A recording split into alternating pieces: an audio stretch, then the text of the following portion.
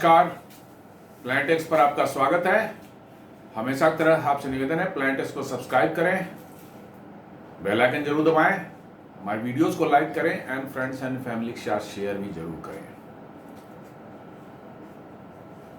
दोस्तों, अपने पड़ोस में यानी कि अपने पड़ोसी देश में पाकिस्तान के अंदर में घमासान मचा हुआ है। एक्सटर्नल और इंटरनल मतलब बाहरी रूप से भी जो है और आंतरिक रूप से भी जो है भयंकर घमासान मचा हुआ है और परिस्थिति किस तरफ जा रही है अंदाजा लगाना भी शायद मुश्किल है। एक तरफ जहां सीमा पार से जो है अफगानिस्तान से भयानक हमले शुरू हो गए हैं, जिसमें 58 से ज़्यादा, कुछ जगह पर 65 की बात कर रहे हैं, पाकिस्तान सेना के ऑफिसर्स और उनके जो है सैनिक मारे जा चुके हैं। और दूसरी तरफ एक इंटरनल जो है वहाँ डिस्टर्बेंस चल रही थी पिछले 2-3 दिनों से। एक पाकिस्तान के अंदर में एक्सट्रीम राइट ऑर्गेनाइजेशन जो है, इस्लामिक ऑर्गेनाइजेशन है, तहरीके लब्बैक पाकिस्तान, शॉर्ट में उसको TLP बोलते हैं, और उसके चीफ हैं साद हुसैन रिजवी उनके चीफ हैं। दरअसल तहरीके लब्बैक पाकिस्तान जो है इसको 2015 में बनाया गया था और इसके बनाने वाले थे इसी साद हुसैन रिजवी के फादर थे, खादिम हुसैन रिजवी। और ये बेसिकली कुछ नहीं है, इसको पाकिस्तान की आर्मी ने ही बनाया था, फौज ने ही बनवाया था। जी हाँ, ये सब गंदे काम तो वहां की फौज ही करती है। वहां की फौज ने ही इसको बनवाया था और बनवाने का पर्पस था कि ये अपने पास है, पाल करके रखेंगे, पैसे वैसे देते थे इसको जो है, और इधर उधर सही पैसे को कमा लेता था। और जब भी सिविलियन गवर्नमेंट को परेशान करना हो, सिविलियन गवर्नमेंट से अपनी बात मनवानी हो, तो तहरीके लब्बैक पाकिस्तान को जो है थोड़ा लगाम ढीली कर दी। बस वो सड़क पर वो आ जाते थे लाखों लाख की संख्या में जो है, और सरकार उनके सामने झुकना पड़ता था और फिर पैसे वैसे लेके फिर वो वापस चले जाते थे वो। तो ये बेसिकली जो है वहाँ की फौज का क्रिएशन था तहरीके लब्बैक। 2015 में इसमें खादिम हुसैन रिजवी ने उसका चीफ बना था। फिर उसी खादिम हुसैन रिजवी को जो है, होता ही है, कुछ थोड़े समय बाद उसको लगने लगा कि मैं ही इतना बड़ा आदमी हूँ, मैं फौज को इतना वैल्यू क्यों दूँ। थोड़ा उसने जो है इधर उधर के रंग दिखाए, फौज ने उसको निपटा दिया। हालांकि पता नहीं चला, आज भी पता नहीं कि कैसे मरा वो, लेकिन सडनली वो रातों रात जो है वो एकदम मालूम हुआ कि वो मर गया। फिर उसका बेटा जो है साद हुसैन रिजवी जो है, इसने जो है इसकी कमान संभाली 2021 से में जो है, और तब से जो है इसको लीड कर रहा है। अब ले लीजिए कि मामला आखिर अभी क्या हुआ है। दरअसल आप देख रहे होंगे कि गाजा का जो पीस प्लान डोनाल्ड ट्रंप लेकर के आए और उस पर पाकिस्तान के जो है मुल्ला मुनीर और शहबाज शरीफ ने जाकर के उस पर दस्तखत भी किए। ये डोनाल्ड ट्रंप ने कहा है कि उनके पास दस्तखत हैं, साइंड पेपर्स हैं, और उसमें जो है जो बातें कही गई हैं, जिसमें कि 2 स्टेट 2 नेशन थ्योरी की बात उसमें एक्सेप्ट की गई है कि भैया दोनों अपने अपने, दोनों इजराइल और फिलिस्तीन दोनों मतलब कि जो रहेंगे, दोनों बीच होस्टेजेज एक्सचेंज होंगे, प्रिजनर्स एक्सचेंज होंगे, और आगे का कुछ रोड मैप बना हुआ है। जो भी हो पूरा डिटेल मैं नहीं जा रहा हूं। अब उसको एक्सेप्ट करना, और जैसे ही वो आया, शहबाज शरीफ ने जो है ट्वीट करके उसकी इतनी तारीफ की और डोनाल्ड ट्रंप की तारीफों के पुल बांध दिए कि साहब बहुत बढ़िया पीस प्लान है, एकदम बिल्कुल मिडिल ईस्ट में शांति आ जाएगी। मिडिल ईस्ट में तो इससे बढ़िया हो ही नहीं सकता था, डोनाल्ड ट्रंप तो शांति के मसीहा हैं। ये सारी बातें उसने शुरू कर दी डोनाल्ड ट्रंप की चमचागिरी करने में। अब उसमें लोगों ने अब पूछना शुरू किया कि भाई 1947 से 48 से जब से पाकिस्तान बना है, सॉरी इजराइल बना है, तब से तो हम तो इजराइल के एग्जिस्टेंस को ही नहीं मानते। तो फिर टू नेशन थ्योरी का मतलब है कि हमने इजराइल के एग्जिस्टेंस को तो माना कि हाँ इजराइल भी एक चीज है, तो भाई 47-48 से क्यों नहीं मतलब उसको मान्यता दी रखी थी और कहते कि इजराइल तो है ही नहीं, पासपोर्ट पर स्पेशली छाप रखा है valid all over the world accept Israel. तो इसको लेकर के बहुत रिसेंटमेंट पाकिस्तान में मुल्ले मौलानाओं में शुरू हुई। पाकिस्तान में जानते हैं कि फौज है चाहे मुल्ले मौलाना है, इन्हीं का चलता है, पॉलिटिशियंस तो इन्हीं दोनों के रहमो करम पर जो है कुछ झूठे चाट चाट करके जो अपना मौज करते हैं। तो मुल्ले मौलाना ने जो इस पर शुरू कर दिया, क्योंकि उनको अच्छा एक मौका मिल गया अपनी राजनीति शुरू करने का जो है। और धीरे धीरे चल ही रहा था पार्लियामेंट में। फिर जब अब इनको लगा कि हम फंस गए, मुनीर और शहबाज को लगा फंस गए हैं, तो उनके विदेश मंत्री जो है उन्होंने जो है आकर के जो है पार्लियामेंट में बयान दिया कि नहीं नहीं ये गलत है, हमने जो जिस कागज पर दस्तखत किया था ये कागज वो नहीं है, कागज बदल दिया गया है। डोनाल्ड ट्रंप ने कहा कि नहीं वही कागज है, मैंने दस्तखत इनके हैं इन पर। लेकिन इनको तो यू टर्न लेना, पाकिस्तान के लिए झूठ बोलना, ऐसा तो बहुत आसान चीज है। पाकिस्तानियों के लिए झूठ बोलना तो कोई बहुत बड़ी चीज है ही नहीं। तो इसाक डार जो है वो पूरा पार्लियामेंट में बोलता रहा अपना कि नहीं ये गलत है, हम लोगों ने ऐसा नहीं कहा था, हम लोगों ने वैसा नहीं कहा था, वो पेपर कुछ और था, उसमें कुछ और लिखा हुआ था, जबकि 8 इस्लामिक देश उसमें थे, उसमें पाकिस्तान भी था, और सबके सामने डिस्कशन होकर के वो तैयार हुआ था पेपर। चलिए ये तो हो गया। अब ये क्रिटिसाइज पूरे पाकिस्तान में मुल्ले मौलाना ने शुरू कर दिया था कि भैया तू इजराइल को कैसे मान लिया, इजराइल तो है ही नहीं दुनिया में, लेकिन इजराइल को तुमको मान लिया, इसका मतलब है कि फिलिस्तीनियों की जमीन इजराइल को दे दी तूने। इसी बात को लेकर के साद हुसैन रिजवी जो है टीएलपी का चीफ जो है पिछले 3 दिनों से जो है उसने अपना पाकिस्तान में एक शुरू किया, मुहिम शुरू किया। पहले तो उसने बहुत बड़ी एक रैली बुलाई लाहौर में, जिसमें लाखों लोग, 2-4-5 लाख लोग जमा हुए, काफ़ी भीड़ हुई। फिर उसने ऐलान कर दिया कि अब हम चलेंगे, मार्च करेंगे कहाँ, इस्लामाबाद तक, और इस्लामाबाद में जाकर हम वहाँ अमेरिकन एम्बेसी को घेरेंगे। ये उन्होंने जो है घेर कर वहाँ प्रदर्शन करेंगे। अमेरिकन एम्बेसी को घेरने का मतलब तोड़ फोड़ होता, वहाँ पर लूटपाट हिंसा हो सकती थी, उतने लोग वहाँ समझ जाए कुछ भी हो सकता है। तो ये चीज़ अब पाकिस्तान सरकार जो अभी डोनाल्ड ट्रंप के पैरों पे चरणों में लेटी हुई है, उनको तो बर्दाश्त हो नहीं सकता था, क्योंकि मुल्ला मुनीर अपनी फैमिली को वहाँ सेट करने के लिए, उनको सिटीजनशिप दिलाने के लिए ट्रंप के तलवे चाट रहा है। तो उसको कैसे बर्दाश्त हो ये चीज़ कि भाई अमेरिकन एम्बेसी के सामने प्रदर्शन हो जाए, वहाँ हिंसा लोग कर दें। तो पिछले 3 दिनों से उनको रोकने के लिए लाहौर से आगे वो न बढ़ पाए, इसलिए जो है इस्लामाबाद लाहौर के रास्ते में जो है जितने जगह थे उन्हें कंटेनर लगा करके अलग अलग तरीके बैरिकेडिंग फलाना ठिकाना करके जो है भीड़ को रोकने की कोशिश करे थे। लेकिन लाखों लोग जो है एक्चुअली पाकिस्तान में fanatic right, extreme right wing वाले जो है रेडिकलाइज जो है मुसलमानों की कमी नहीं है। एक कोई मैंने मामूली सा कोई कॉल दे दे, अपनी जान की परवाह किए बगैर भी इसका क्या रिजल्ट होगा, क्या उसको फायदा होगा, कुछ नहीं, वो निकल पड़ते हैं अपनी जान देने के लिए, और वो निकल पड़े। और पिछले 3 दिनों से जो है वहाँ सड़कों पर वहाँ के पुलिस, रेंजर्स और मतलब कि जो है वहाँ अदर जो उनके ये हैं क्या कहते हैं पैरामिलिट्री फोर्सेज हैं, उनके साथ क्लैशेज हो रहे थे, झड़पें हो रही थी, गोलियां चल रही थी, टीयर गैस सेल्स तो एकदम बिल्कुल इतने गिर रहे थे कि पूरा लाहौर धुआं धुआं हो चुका था। आज अब खबर आ रही है कि साहब इतनी जबरदस्त फायरिंग जो है कल सुबह में, आज सुबह में जो है 4 बजे के आसपास में, 3-4 बजे, 4 बजे 5 बजे के आसपास इतनी भयंकर फायरिंग हुई पुलिस ने और रेंजर्स ने किया। रेंजर्स बेसिकली वहाँ के पैरामिलिट्री फोर्स एक है, जैसे अपने यहाँ बीएसएफ या सीआरपीएफ कर सकते हैं, वैसे ही रेंजर्स वहाँ पर होते हैं। इतनी ज़बरदस्त फायरिंग की, इतनी ज़बरदस्त होगी, 250 लोग शायद मारे गए हैं और शायद 1500 लोग मतलब कि जो है घायल हैं।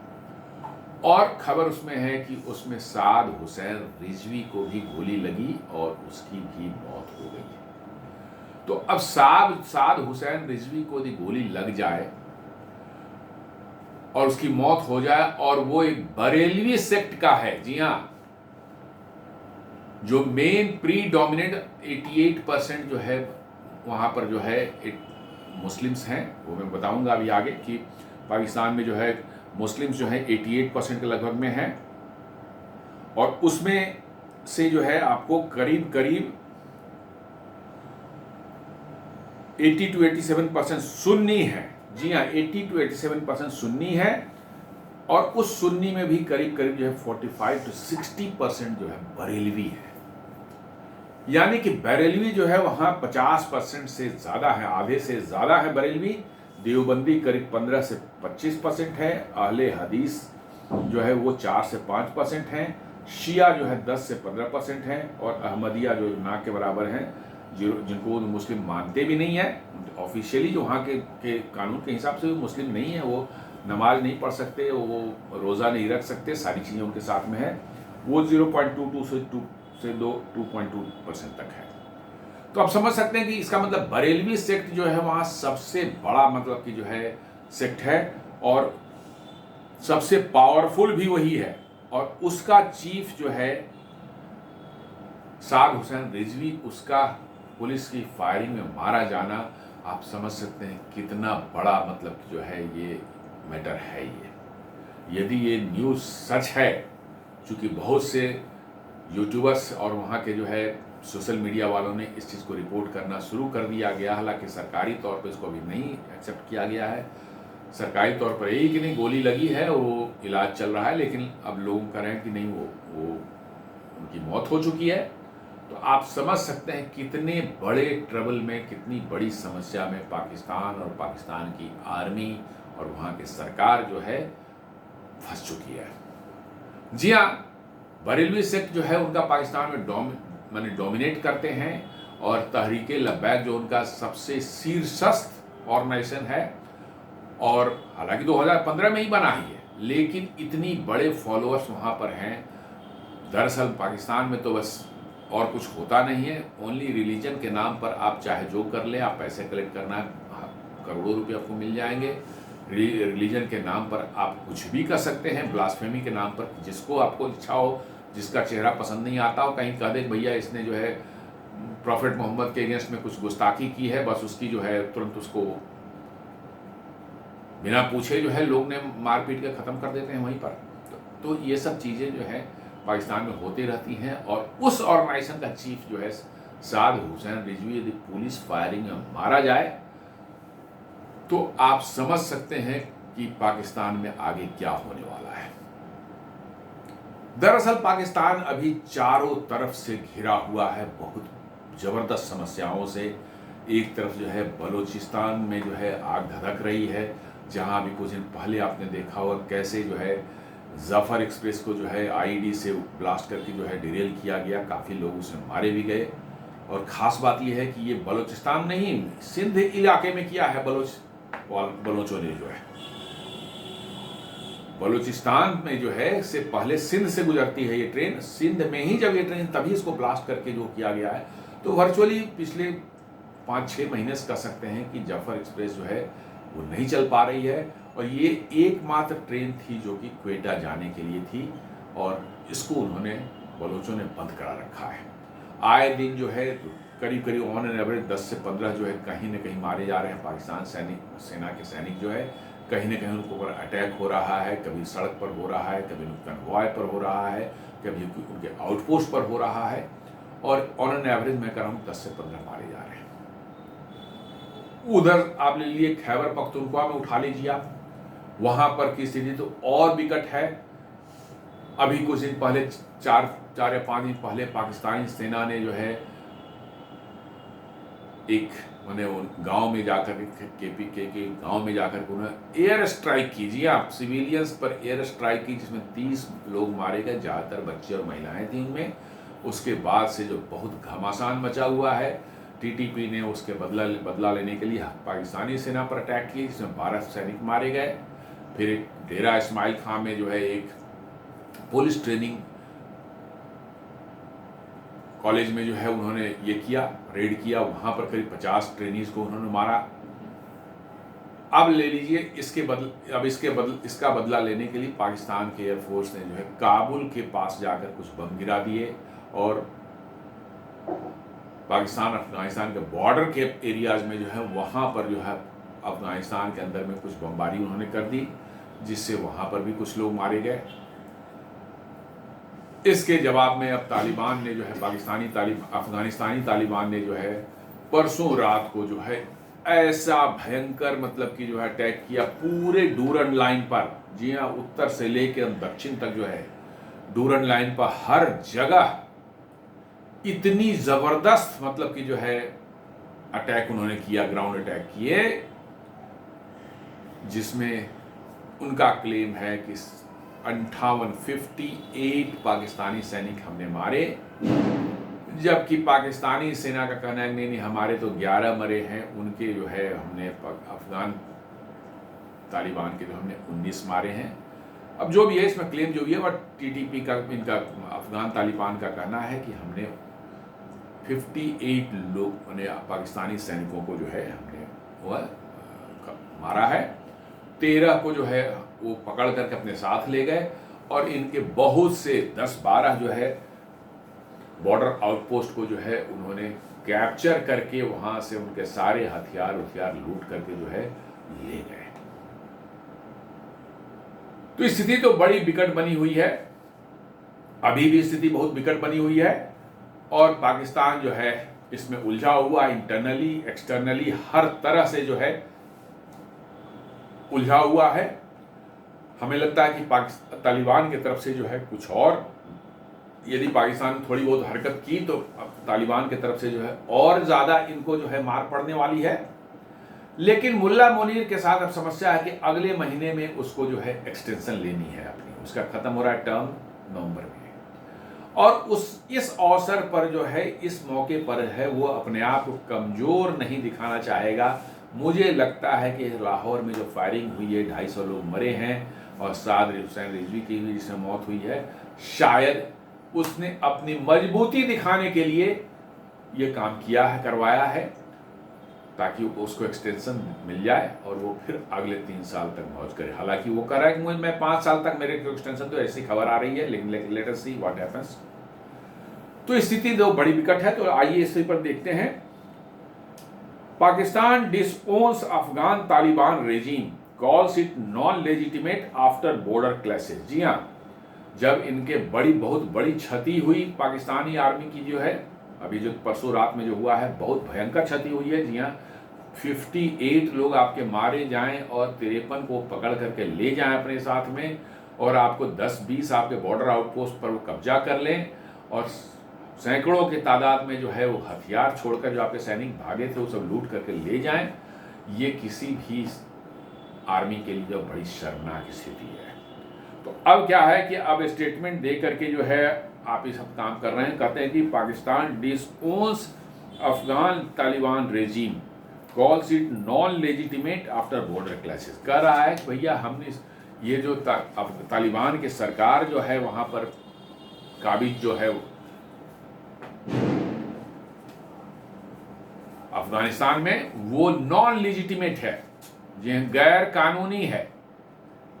भाई गैर कानूनी है या कानूनी है, इसका पाकिस्तान से क्या लेना देना।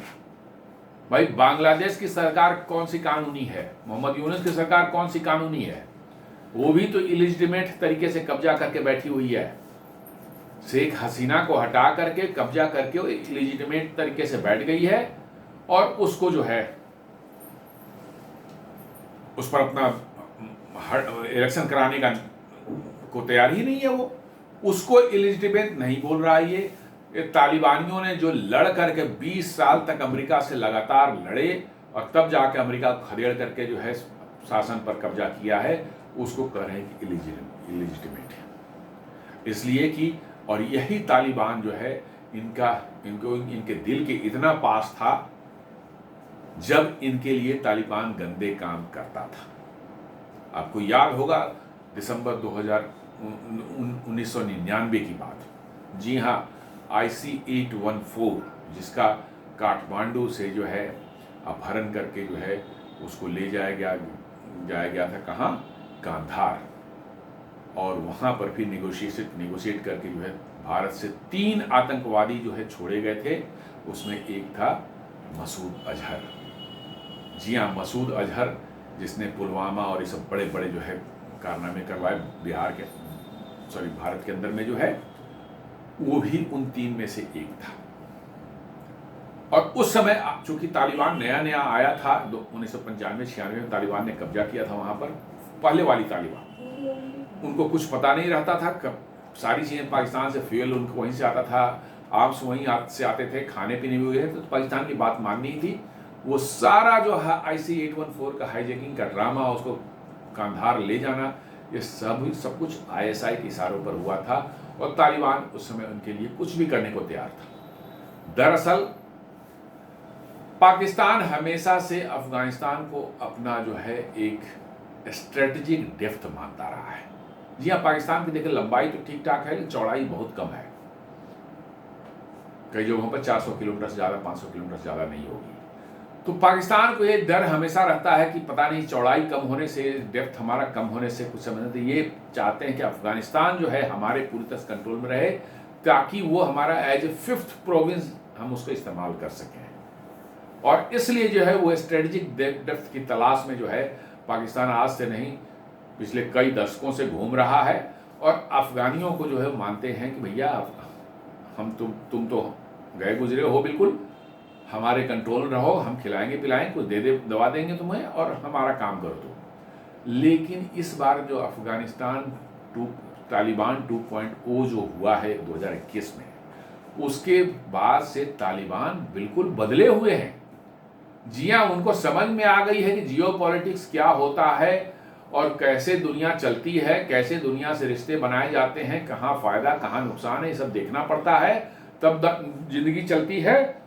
इसलिए उन्होंने अपना पूरा रुख ही बदल लिया है और उन्होंने इस बार पाकिस्तान को भाव देना ही बंद कर दिया और भारत के साथ रिश्ते बना रहा है। चूंकि भारत उन्हें हेल्प कर रहा है, खाने पीने की सामग्री जब जरूरत पड़ती है भेज देता है, दवाइयाँ भेज दे रहा है, वहाँ पे इंफ्रास्ट्रक्चर प्रोजेक्ट से वो भारत कर रहा है। तो भारत के साथ बहुत क्लोज और मजबूत रिश्ते तालिबान के बन चुके हैं। ये अब इनको पाकिस्तानियों को बिल्कुल उन्हें नागवार गुजर रहा है और इसलिए जो है और ज़्यादा जो है वो तालिबानियों से उनको चिढ़ हो गई है। और ये कन्फ्रंटेशन जो है बढ़ने का एक सबसे बड़ा कारण है कि भारत से नज़दीकियां तालिबान की है।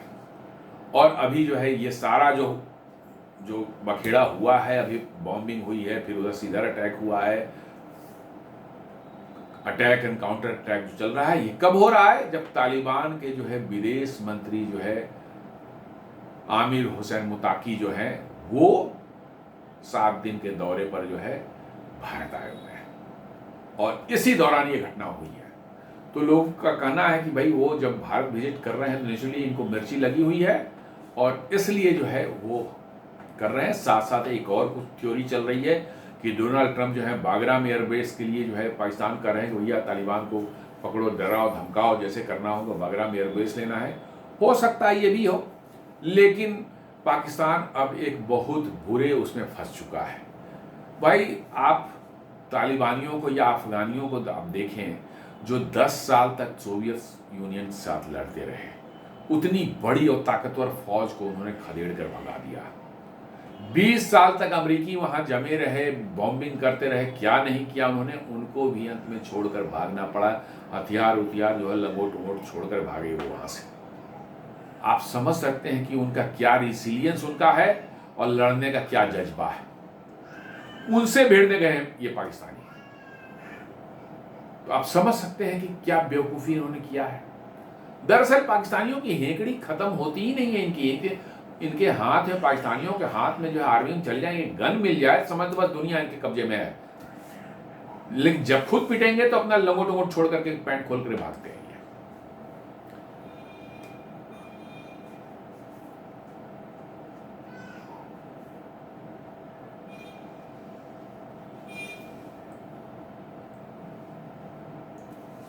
अब ये जो है जैसे ही ये पाकिस्तान और अफगानिस्तान के बीच में ये लड़ाई छिड़ी है, अब देखें कब तक चलती है, 4-5 रोज तो हो गए हैं। तो डोनाल्ड ट्रंप कूद पड़े हैं इसमें। जी हाँ, लड़ाई रोकने का उनको बहुत तजुर्बा है, 7-8 लड़ाइयां बोलते हैं हम रुकवा चुके हैं। वो कह रहे हैं कि बस Trump pledges to stop another war going on between Pakistan and Afghanistan. जी हाँ, उनको दुनिया में कहीं लड़ाई छिड़ी कि भाई ट्रंप वहां कूद पड़ेंगे और वो लड़ाई को रुकवाने का जो है काम उनका जो है शुरू हो जाएगा। और इसलिए जो है जो वो कह रहे हैं, ये I am good at solving wars, I am good at making piece, says US president. मतलब कि उनको एक और मौका मिल गया है जहां पर वो क्लेम्स कर सकें कि अपने संख्या जो वो बता रहे हैं कि हमने 7 वार रुकवा दिए, तो अब एक 8वां वार की भी शायद इसमें ऐड हो जाए। वो कह रहे हैं कि हम बस हम इसको रुकवाने ही वाले हैं।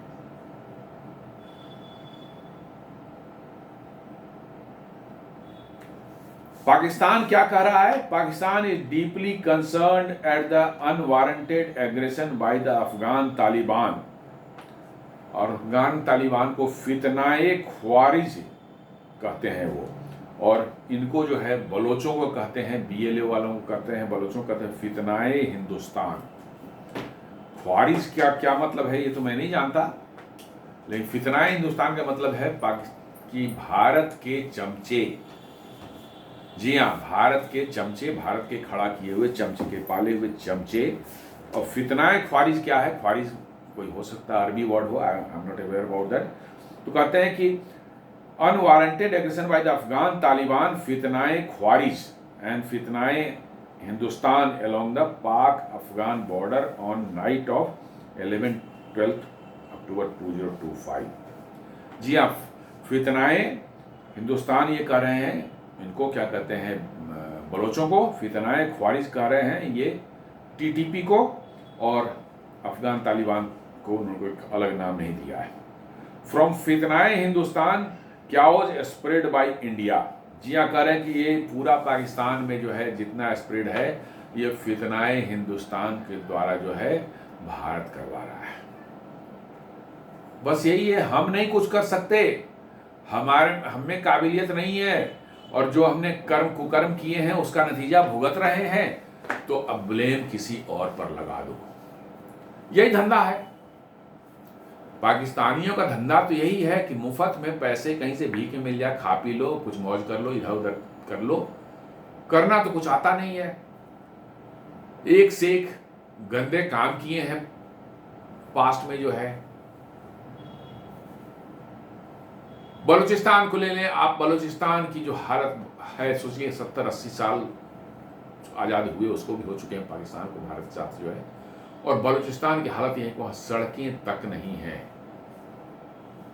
रेलवे भी नाम मात्र का रेलवे है, बिजली गांव में नहीं है, शहरों में भी नहीं है। तो हालत इतनी बना कर, रोजगार तो छोड़ भूल ही जाइए। वहां पर लोग आपके खिलाफ प्रोटेस्ट न करें, आपके खिलाफ लोग खड़े न हों, तो क्या होगा? और उसका अपना फितनाए हिंदुस्तान दे दें, कुछ भी दे दें, इससे कोई फर्क नहीं पड़ता। बेसिकली आप अपनी जिम्मेवारियों को दूसरे पर फेंकने का जो है एक बहाना है और कुछ नहीं है। तो ये फितनाए कह रहा है कि फितनाए हिंदुस्तान क्या वाज स्प्रेड बाय इंडिया। उन्होंने कहा कि ये फ्रॉम फितनाए हिंदुस्तान क्या वाज स्प्रेड बाय इंडिया, मतलब कि फितनाए हिंदुस्तान के तरफ से जो है जो किया जा रहा है, ये भारत करवा रहा है। We also hope that one day the Afghan people would be emancipated and they would be governed by a true representative government। देखिए कैसे मक्कार हैं ये, आप समझ सकते हैं। ये कह रहे हैं कि हम उम्मीद करते हैं कि एक दिन पाकिस्तान के लोग जो है इस तालिबान रूपी जो उत्पीड़न करने वाले लोग हैं, इनसे फ्री हो जाएंगे, इमेंसिपेट कर फ्री होकर के बिल्कुल आ जाएंगे, और एक ट्रू रिप्रेजेंटेटिव गवर्नमेंट द्वारा गवर्न किए जाएंगे। और आपको याद होगा 2021 में जब तालिबान, 15 अगस्त शायद था वो, जिस दिन तालिबान ने काबुल पर कब्जा किया था और अमेरिकन वहां से भागे थे। अमेरिका के उस समय के प्रधानमंत्री इमरान खान ने कहा था कि गुलामी की जंजीरें जो हैं अफगानिस्तान वालों ने तोड़ दी है। जी हाँ, गुलामी की जंजीरें तोड़ दी गई हैं और बिल्कुल वो आज़ाद हो गए हैं। वो ये था पाकिस्तानियों का मतलब उस समय वर्सन। और तुरंत भागा भागा उस समय इमरान खान का चहेता और डायरेक्टर जनरल ऑफ आईएसआई जो है फैज़ हमीद, जो इमरान खान के साथ अभी वो भी जेल काट रहा है, वो तुरंत यहाँ से उड़ करके भागा। कहाँ? काबुल। कहाँ? किस लिए? तालिबानियों की गवर्नमेंट बनवाने के लिए। जी हाँ, आपस में उनके छोटे छोटे ग्रुप्स हैं, बहुत से, सब ट्राइबल सी तो है, आपस में राइवलरी तो रहती है, तो उनके अंदर कुछ खटपट चल रही थी 2-3 दिन से जो है। तो फिर वहाँ पर गई है DGISI जाकर उन्हें समझौता करा करके जो है इसने सरकार बनवाने का फार्मूला बनवाने लगा दिया। और आज ये कह रहे हैं कि साहब वो जो है इमेंसिपेट करें, emancipate from the and they will be govern by true representative government. इनको याद आनी चाहिए कि इन्हीं का बंदा DGISI जा करके इनमें झगड़ा जो तालिबानियों के बीच में आपस था उसको खत्म करवाया था और इसने सरकार बनवाई थी। तो दरअसल इनका जब नियंत्रण जो है इस तालिबान से, प्रेजेंट तालिबान जो है रेजिम पर ख़त्म हो चुका है और तालिबान इनको बिल्कुल भाव नहीं दे रहा है, तब से जो है इनकी मिर्ची पाकिस्तानियों की लगी हुई है। और ये तब से जो है किसी न किस तरह से चाह रहे हैं कि अफगान तालिबान जो है वो भारत के इन्फ्लुएंस से बाहर आ जाए। भाई क्यों बाहर आएंगे? भारत से उनको हेल्प मिल रहा है, उनको दवाइयाँ मिली, उनको वैक्सीन मिले, उनको भारत से जो है गेहूं मिल रहा है, भारत उनके इंफ्रास्ट्रक्चर प्रोजेक्ट, रोड्स और डैम्स बना रहा है। क्यों वो चाहेंगे भारत से दुश्मनी मोल लेना? भाई भैया उनको, हम भारत ने कुछ उनके लिए अगेंस्ट में तो कुछ किया ही नहीं है, तो और उनको हेल्प ही कर रहा है, उनको अपने देश को चलाने में और बनाने में जो है। What is the problem? लेकिन नहीं, पाकिस्तानी तो बस वो तो कुछ और ही मिट्टी के बने हुए हैं। भारत से अफगानिस्तान के संबंध अच्छे हैं, यही समस्या का जड़ है। और अब इनको जो मार पड़ रही है तो फितनाए हिंदुस्तान, फितनाए ख्वारिज, क्या क्या नाम दे रहे हैं, दुनिया पता नहीं समझ भी पाएगी नहीं पाएगी। लेकिन अब इस बार इनको पिटाई इतनी जोरदार लगी है कि पता नहीं इसके बाद भी दोबारा ये हिम्मत करेंगे या नहीं करेंगे। लेकिन है ये मूर्ख, ये हो सकता है फिर से एयर स्ट्राइक और है दोबारा न करते हैं, और इस बार करेंगे तो और जबरदस्त लगने वाली है। क्योंकि ग्राउंड में जो है अब तालिबानियों से नहीं लड़ सकते, अफगानियों से नहीं लड़ सकते। उनकी जिंदगी ही पहाड़ों में चढ़ने उतरने, लड़ने, बंदूक चलाने, रॉकेट चलाने, इन्हीं में गुजर रही है उनकी जिंदगी। जी हाँ, उनकी जिंदगी ही गुजरी है इन्हीं सब चीजों में। जो है आप उनसे नहीं, जो पूरी जिंदगी सब काम करता रहा, कितना स्टेमिना उनमें है, कितना उनमें रिसिलियंस है, आप अंदाजा नहीं लगा सकते।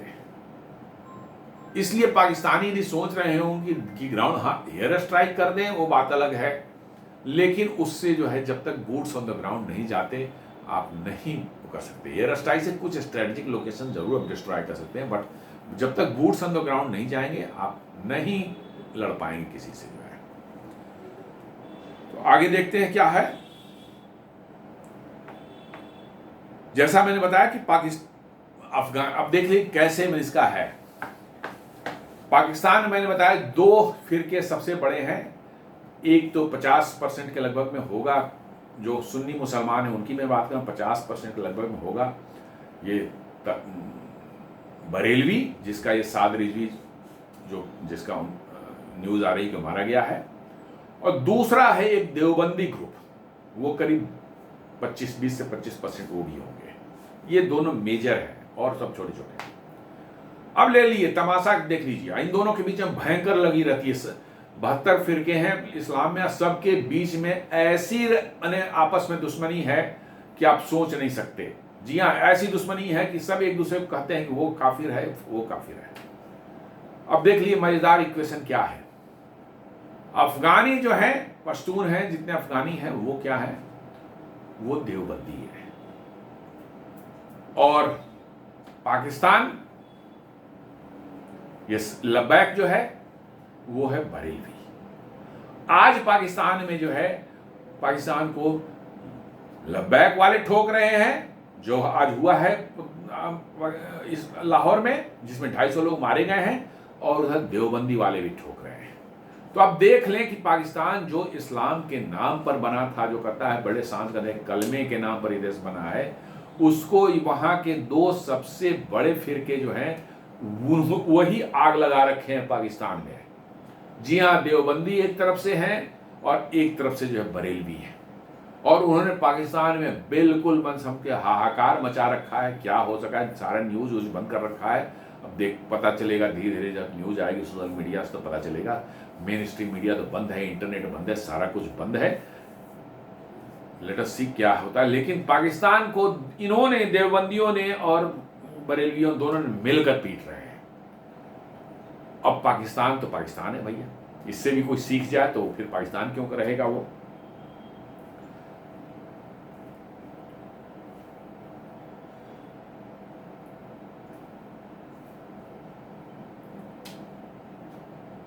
तो इस स्टेटमेंट में जो इन्होंने दिया है भारत के अगेंस्ट में कि भारत करवा रहा है, उसमें क्या है कि U turn Pakistan has stated that Afghan Taliban regime is not legitimate, a stark contrast to its earlier stance in 2021 when the Islamabad among the first to endorse the Taliban government following the fall of Kabul। जी हाँ, वही चीज है जो मैं कह रहा था कि 2021 में इन्होंने कहा था कि उन्होंने जंजीरों, गुलामी की बेड़ियां तोड़ दी हैं और वो आजाद हो गए हैं।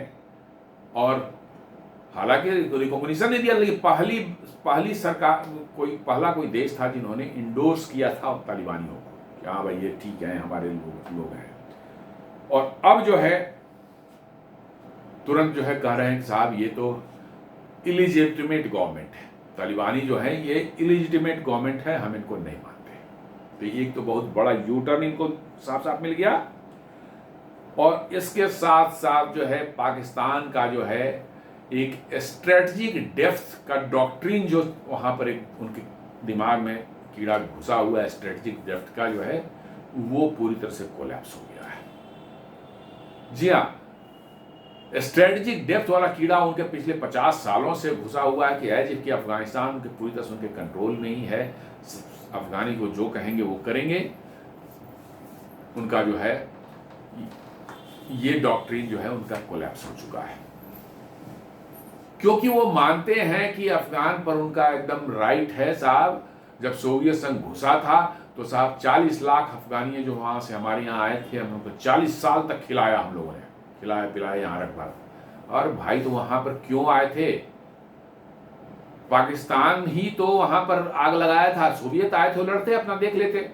लेकिन मुजाहिदीन बनाना और उनसे पैसे, अमेरिका से पैसे लेकर मुजाहिदीन बनाकर अफगानिस्तान में भेजना और वहां से सोवियत के खिलाफ लड़ने का पूरा माहौल बनाना किसने क्रिएट किया था? पाकिस्तान ने किया था। फिर जब जॉर्ज बुश ने जो वार ऑन टेरर शुरू किया था 9/11 के बाद में, तो अमेरिका से पैसे लेकर किसने वहां माहौल बनाया था? पाकिस्तान ने बनाया था। अमेरिका से भी पैसे लिए और तालिबान को भी हेल्प करता रहा कि अमेरिका वहां कुछ टिक ना पाए। दोनों ने डबल गेम खेल रहा था तो उस समय से। तो भाई कितने दिन तक ये डबल गेम चलेगा? कभी ना कभी तो पकड़े जाओगे, और वही एग्जैक्टली हुआ है। The collapse of Pakistan strategic depth doctrine, idea of using a friendly Afghan regime as an element against India, for example IC-814 hijacking दिया। वहाँ पर तालिबान या जो भी वहाँ पर अफगानिस्तान रहे, उनका इस्तेमाल कर भारत को कमज़ोर करने की कोशिश, ये उनकी बड़ी पुरानी इच्छा है। अपने तो लड़ नहीं सकते, पंजाबी जितने हैं पाकिस्तानी पंजाबी जो हैं उनमें दम हम कुछ नहीं है, थोड़ा सा डंडा लगता है, गोलियां चलती हैं और सब छोड़ छाड़ के भाग जाते हैं। यही उनका वो है। आपको याद होगा 89-90 के आसपास में जब सोवियत यूनियन कोलैप्स हो गया था, उसके बाद वहां मुजाहिदीनों के पास कोई काम ही नहीं था लड़ने के लिए अफगानियों के पास में। उनको जो है ISI ने वहां से ला करके भारत में कश्मीर में घुसाया था, और उसी समय कश्मीर से कश्मीरी पंडितों का पलायन हुआ था, भगाए गए थे। जी हाँ, एग्जैक्टली वो कोइंसाइड करता है। और उस समय जो है भारतीय सेना के ऑपरेशन में जो है बॉर्डर पर ढेर सारे जो मारे गए थे वो पश्तून निकले थे, जो अफगानी निकले थे। ये प्रूफ है बिल्कुल। तो इसको जो है पाकिस्तान जो है भारत के अगेंस्ट में जो है इस्तेमाल करने की इच्छा लंबे समय से रखता है, जैसे उन्होंने IC-814 को हाईजैक कराने में इस्तेमाल किया था तालिबानियों का। हाईजैक कराने के बाद जो है, हाईजैक कराने वाले तो पाकिस्तानी थे, लेकिन जब उनको ले जाया गया और वहाँ पर जो नेगोशिएशन हुई और जिस तरह से वहाँ पर जो है जो यात्री बंधक थे उनको छोड़ने के लिए जो है 3 यहाँ से दुर्दांत मतलब कि जो है आतंकवादियों को छुड़वाया जो उन्होंने, ये सब तालिबानियों की मदद से ही हुआ इनको। तो ये लंबे समय से इनकी इच्छा रही है कि अफगानियों का हम यूज भारत के अगेंस्ट में करें, लेकिन इस बार तालिबान 2.0 में जो है इनकी दाल नहीं गली और ये उल्टी पड़ गई जाकर, कहिए कि उल्टा हो गया, मामला उल्टा हो गया।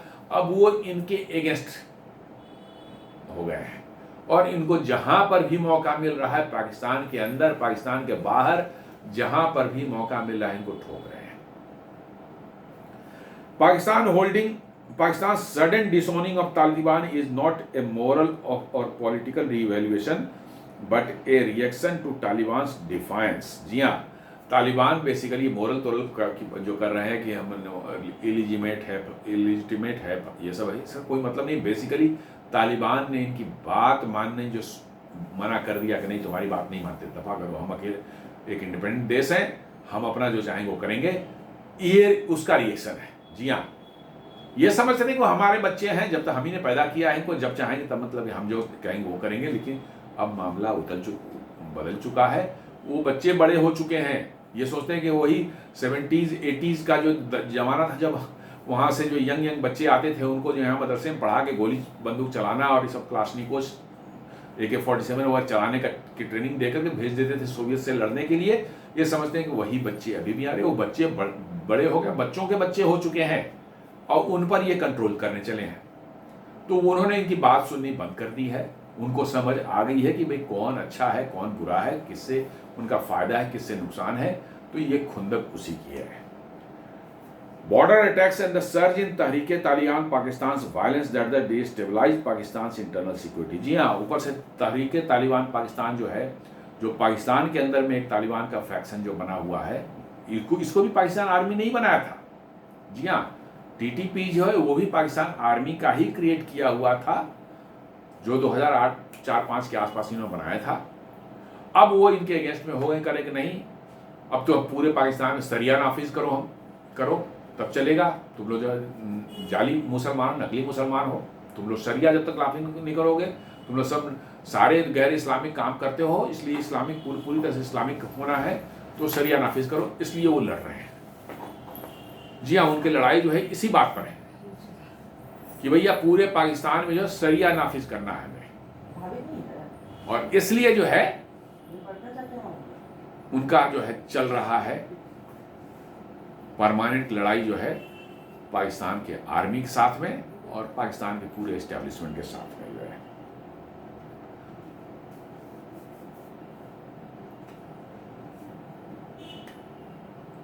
और इधर जैसे ही ये लड़ाई शुरू हुई, ट्रम्प चचा की खुजली बढ़ गई है। जी हाँ, एक लड़ाई सामने दिख गई और उस लड़ाई से को खत्म करवाने का, क्रेडिट लेने का उनको तुरंत अंदर में चूल चढ़ गई उनको।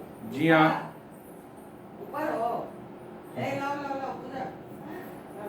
US President Donald Trump pledged Sunday to solve the latest escalation between Afghanistan and Pakistan, claiming that he is good at solving wars. उन्होंने खुद कहा कि भाई हम अफगानिस्तान और पाकिस्तान के जो है, अफगानिस्तान और पाकिस्तान के जो ये लड़ाई है इसको हम बंद करवाएंगे, क्योंकि मुझे लड़ाई बंद करवाने का एक्सपीरियंस है, मुझे लड़ाई बंद करवाने का एक्सपीरियंस है, इसलिए जो है हम इसको जो है बंद करवाएंगे। I am good at solving wars.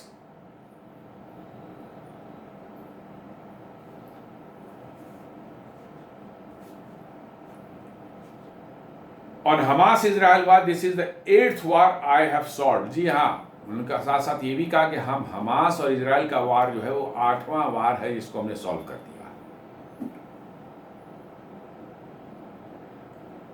I hear there is a war now. अब कहते, अब सुन लीजिए, अब करेंगे, अब मुझे सुनने में आया है कि साहब एक वार और शुरू हो गई है दुनिया में। ये मजेदार चीज है कि कह रहे हैं कि 8वां वार मैंने इजराइल और हमास का रुकवा दिया है, खत्म करवा दिया है, लेकिन मुझे सुनने में आया है कि एक और वार यहां पर शुरू हो गया है। I hear there is a war now going on between Pakistan and Afghanistan.